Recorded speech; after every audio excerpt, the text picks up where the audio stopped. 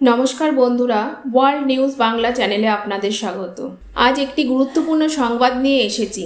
কলকাতা হাইকোর্টের 21শে জুলাই শহীদ দিবস র্যালিতে ট্রাফিক নিয়ে নতুন নির্দেশ। চলুন বিস্তারিত জেনে নিই। 17ই জুলাই কলকাতা হাইকোর্ট যুক্তি দিয়েছে, যদি টিএমসি 21শে জুলাই ভিক্টোরিয়া হাউসের সামনে র্যালি হয় তাহলে ট্রাফিক কনজেশন নিয়ে কংক্রিট নিশ্চয়তা দিতে হবে। বিচারপতি বলেছেন, পুলিশকেই শপথনামায় ট্রাফিক জ্যাম হবে না তা সুনিশ্চিত করতে হবে, না হলে আদালত ভেন্যু পরিবর্তনের সিদ্ধান্ত নিতে পারে। অ্যাডভোকেট জেনারেল আদালতে বলেছিলেন, প্রতিবন্ধকতা থাকবে কিন্তু চেষ্টা করা হবে মাত্রা নিয়ন্ত্রণের। আদালতের বক্তব্য, ভেন্যু পরিবর্তন হবে না, তবে রেস্ট্রিকশন আরোপ হতে পারে। আগামী শুনানিতে পুলিশ কমিশনারের দিক থেকে শপথনামা জমা পড়বে, যেখানে লেখা থাকবে যে র্যালিতে ট্রাফিক চলাচলে বাধার সৃষ্টি হবে না। সেই ব্যবস্থা না হলে আদালত কঠোর পদক্ষেপ নিতে পারে। 21শে জুলাই শহীদ দিবস রীতি অনুযায়ী টিএমসির প্রতি বছরের সবচেয়ে বড় রাজনৈতিক ইভেন্ট।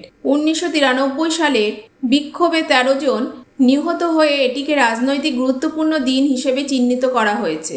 ভিক্টোরিয়া হাউসের সামনে র্যালি কেন্দ্র করে শহরে আগেও ট্রাফিক সমস্যা ও আইন শৃঙ্খলা নিয়ে প্রশ্ন উঠেছে।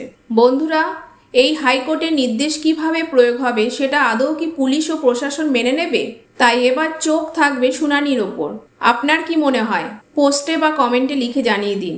ভিডিও পছন্দ হলে লাইক ও সাবস্ক্রাইব। পরবর্তী আপডেট পেতে ওয়ার্ল্ড নিউজ বাংলা চ্যানেলের সঙ্গে থাকুন। ধন্যবাদ।